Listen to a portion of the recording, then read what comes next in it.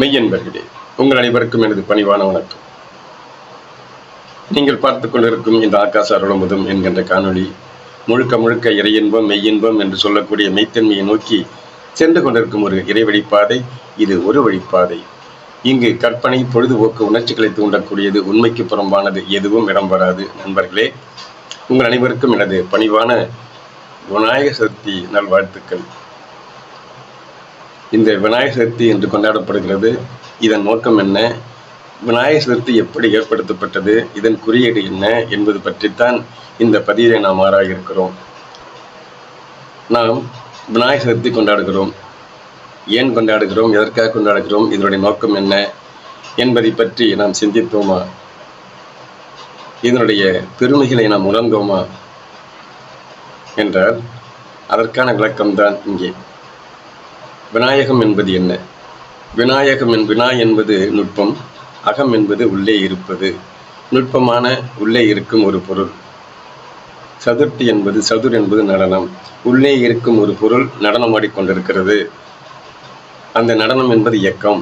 அந்த இயக்கத்தின் வழியாகத்தான் எல்லாமே நடைபெற்று கொண்டிருக்கிறது. இறைப்பொருள் நிறைப்பொருளாக இருந்து கொண்டு தன்னிருக்க சூழ்ந்தெடுத்து மாற்றல் வழியாக இயக்கமாக மாறி, அந்த இயக்கத்தின் வழியாக இந்த பிரபஞ்சம் முழுவதும் காட்சி பொருளாக இருக்கிறது.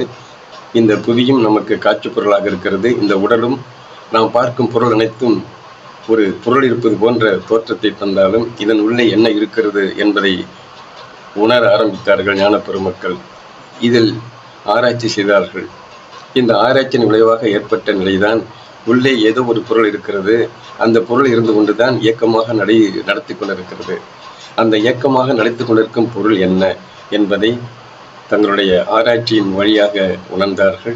அந்த உணர்ந்த பொருள்தான் அந்த இறைப்பொருள். வெப்பமாக இருக்கிறது, பிரகாசமாக இருக்கிறது, சிவப்பாக இருக்கிறது, ஒளிப்பொருளாக இருக்கிறது என்பதை உணர்ந்து அந்த உணர்ந்த நிலையை கவியாக ஏற்றினார்கள், விளக்கம் தந்தார்கள். அந்த விளக்கத்தை நாம் புரிந்து கொண்டோமா என்றால் அதுதான் மிகப்பெரிய வினா. ஒவ்வொரு ஞான பெருமக்களும் தங்களுடைய உடல், பொருள், ஆவி அனைத்தையும் அர்ப்பணித்து ஒரு இறைப்பொருளை காண்பதற்கு தவம் என்ற நிலையை கண்டார்கள். இந்த தவம் செய்வதற்கு மூல காரணமாக சுவாசம் என்ற நிலையை அறிந்தார்கள். இந்த சுவாசம் என்ற நிலை வழியாகத்தான் இறைவனை காண முடியும் என்பதை உணர்ந்து அந்த சுவாசத்தை அளவுகோலாக பயன்படுத்தி அந்த அளவுகோல் வழியாக ஊரக, ரேசக, கும்பகம் என்ற நிலையிலே ஒரு நிலையை தோற்றுவித்து அந்த நிலையிலே மூச்சை உள்ளிழுத்து, மூச்சை வெளிவிட்டு, மூச்சை உள்ளடக்கி அதன் வழியாக ஒரு பிரமிக்கத்தக்க அளவுக்கு ஒரு பேரின்பத்தை கண்டு அந்த பேரின்பத்திற்கு மூல காரணமாக இருக்கக்கூடிய நெற்றி புருவத்திலே நடனமாடும் ஒளிப்பொருளை கண்டுபிடித்து அதன் வழியாக தலை உச்சியிலே தாமரை மலரை மலரவித்து அதன் வழியாக தேனை சுரக்க வைத்து அந்த தேனை சுரக்க வைத்ததன் வழியாக பசி, பிணி, தாகமற்று மல ஜல நிலை அற்று தங்களுடைய வாழ்க்கையை மேற்கொண்டு நீண்ட நெடிய காலம் வாழ்ந்து இந்த புவியிலே நல்ல சிந்தனையோடு வாழ்ந்தார்கள். ஞான பெருமக்கள் ஆகிய சித்த பெருமக்கள் சித்தம் தெரிந்த நிலையிலே வாழ்ந்தார்கள். சித்தம் என்பது அறிவு, அறிவு என்பது பேரறிவாக மாற்றக்கூடிய நிலையை உணர்ந்தார்கள். அந்த உணர்ந்த நிலையை, அந்த உணரக்கூடிய நிலைக்கு காரணமான சுவாச நிலையை உணர்ந்து அதன் தத்துவத்தின் அடிப்படையிலே உண்டாக்கப்பட்டது தான் விநாயகம். விநாயகம் என்பது இந்த உள்ளே இருக்கும் அந்த பொருளை உணர்வதற்கு தேவை சுவாசம். இந்த சுவாசத்தின் வழியாகத்தான் இறைவனை காண முடியும். நாம் உணவின்றி நீண்ட நாள் வாழலாம், ஆனால் இந்த சுவாசமின்றி வாழவே முடியாது, காற்றில்லாமல் வாழவே முடியாது என்பது உங்கள் அனைவருக்கும் தெரிந்த ஒன்று.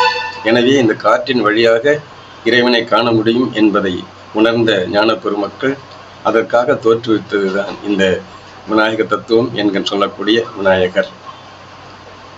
வினா என்பது நுட்பம், அகம் என்பது உள்ளே இருப்பது, சதுர்த்தி என்பது நடனம். உள்ளே இருந்து கொண்டு நடனமாடிக்கொண்டிருக்கும் ஒரு பொருளை பற்றி தான் இந்த விநாயகர் சதுர்த்தி என்ற நிலை தோற்றுவிக்கப்பட்டது. இதை பற்றி 4 ஞான பெருமக்கள் என்ன கூறியிருக்கிறார்கள் என்பது பற்றி இப்பொழுது ஆராய்வோம். முதலிலே திருமந்திரம் இங்கே என்ன கூறப்பட்டிருக்கிறது? ஏற்றி இறக்கி இருகாலும் பூரிக்கும் காற்றை பிடிக்கும் கணக்கறிவாளர் இல்லை. காற்றை பிடிக்கும் கணக்கறிவாளருக்கு கூற்றை உதைக்கும் குறி அதுதானே. என்பதுதான் இங்கே சொல்லப்பட்டிருக்கிறது. இந்த காற்றை உள்ளே எடுத்து வெளியே விட்டு உள்ளே அடக்கி அதை ஒரு சூத்திரமாக பயன்படுத்தும் நிலை யாருக்கும் தெரியவில்லை. இந்த நிலை தெரிந்துவிட்டால் நாம் நீண்ட நெடிய காலம் வாழ முடியும். கூற்று என்பது இங்கே யமன். எனவே யமன் என்பது நமது உயிரை கவரக்கூடிய நிலையாக நமக்கு தெரியும். எனவே இந்த உயிர் நீண்ட நாள் வாழ்வதற்கு காற்றின் வழியாக சுவாசத்தை மேற்கொண்டு அதன் வழியாக இறைப்பொருளோடு இணைந்து உறவாடி அதன் வழியாக அந்த இறைப்பொருளை கண்டு அந்த ஆற்றலை பெற்று அந்த ஆற்றல் வழியாக நீண்ட நெடுகாலம் உயிர் வாழலாம் என்பதாகத்தான் இங்கே பொருள். அடுத்து வள்ளல் பெருமான் என்ன கூறுகிறார்? கலை நிறை கணபதி சரணம் சரணம், கஜமுக குணபதி சரணம் சரணம் என்கிறார். கலை நிறை என்பது கலை என்பது இங்கே வடகலை இடகலை சுழுமுனை. வடகலை இடகலை சுழுமுனை என்பது காற்று சுவாசத்தை பற்றியது. வடகலை என்பது சூரிய சக்தி, இடகலை என்பது சந்திர சக்தி. இரண்டும் சேர்ந்த நிலைதான் சுழுமுனை. இந்த மூன்றும் சேர்ந்தது திரிசூல நிலை. இந்த திரிசூல நிலையை நாம் கண்டு கொண்டால் அதன்படி தவம் ஏற்றி இறைப்பொருளை கண்டு கொண்டால் ஆற்றல் பெற்று நீண்ட நாள் உயிர் வாழலாம் என்கிறார் இங்கே ஞானப்பிதா நமது வள்ளல் பெருமான். அதே போல அருணகிரிநாதர் என்ன சொல்லுகிறார்?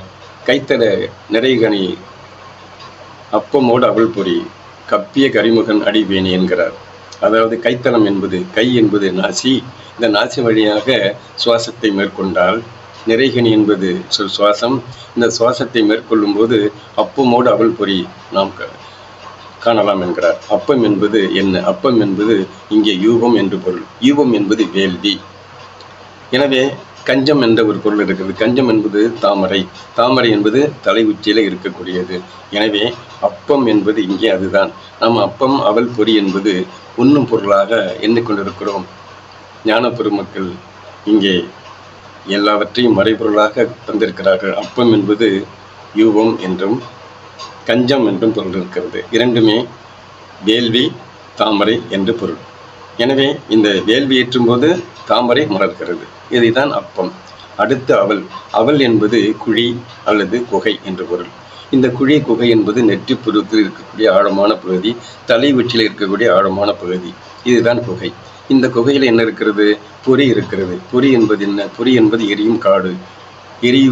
தீ எரியும் போது ஏற்படக்கூடிய நிலை இருக்கிறது அல்லவா, நெருப்பு. இந்த நெருப்பு சோலை தான் இறைப்பொருளாக சொல்கிறார். இதுதான் அப்பம் பொருள். அப்பம் பொறி அவல். இதை நாம் அப்பம் அவல் பொறி இதை நாம் உணர்ந்து கொள்ள வேண்டும். அடுத்தது நமது ஔவையார் என்ன கூறுகிறார் என்பதை பார்ப்போம்.